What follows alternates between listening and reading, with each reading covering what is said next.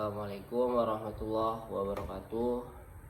Perkenalkan, nama saya Darmawan Setia dari Hukum 5E. Ini saya akan menganalisis terhadap bencana yang terjadi di Aceh, di Sumbar, dan di Sumatera.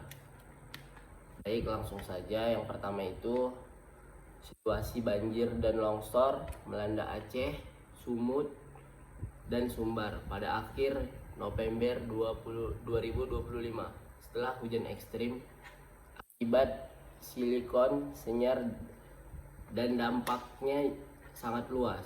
Diperkirakan ratusan warga meninggal dan warga hilang mengungsi, serta infrastruktur rumah, jalan, dan fasilitas publik itu mengalami kerusakan yang cukup parah. Lingkungan dan alam itu juga ikut berkontribusi besar. Deforestasi, alih fungsi lahan, aktivitas tambang, pabrik, dan pengelolaan lahan mengurangi daya serap alam sehingga memperparah dampak banjir. Adapun pelanggaran HAM-nya itu hak atas dan perlindungan yang tidak terpenuhi.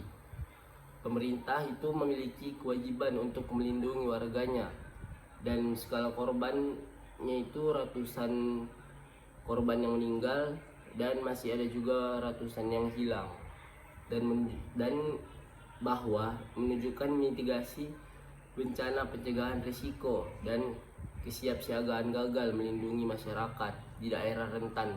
Hal ini juga bisa dianggap pelanggaran hak atas kehidupan dan keselamatan.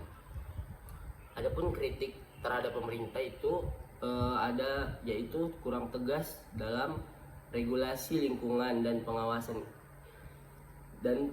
izin perusahaan.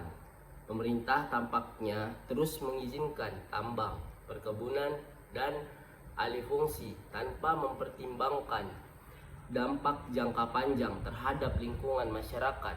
Penilaian dampak lingkungan atau AMDAL, moratorium atau pembatasan izin, dan penegakan hukum terhadap pelanggaran lingkungan terkesan lemah atau diabaikan.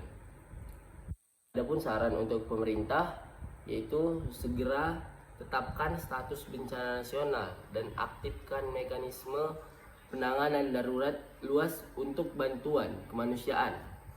Koordinasi pusat, daerah, pasar internasional, pemulihan infrastruktur dan layanan publik, dan evaluasi ulang semua izin perusahaan tambang, perkebunan, dan alih fungsi lahan khususnya di kawasan kritis daerah aliran sungai, dan moratorium untuk izin baru sampai ada kajian risiko bencana dan cabut izin perusahaan yang melanggar regulasi lingkungan.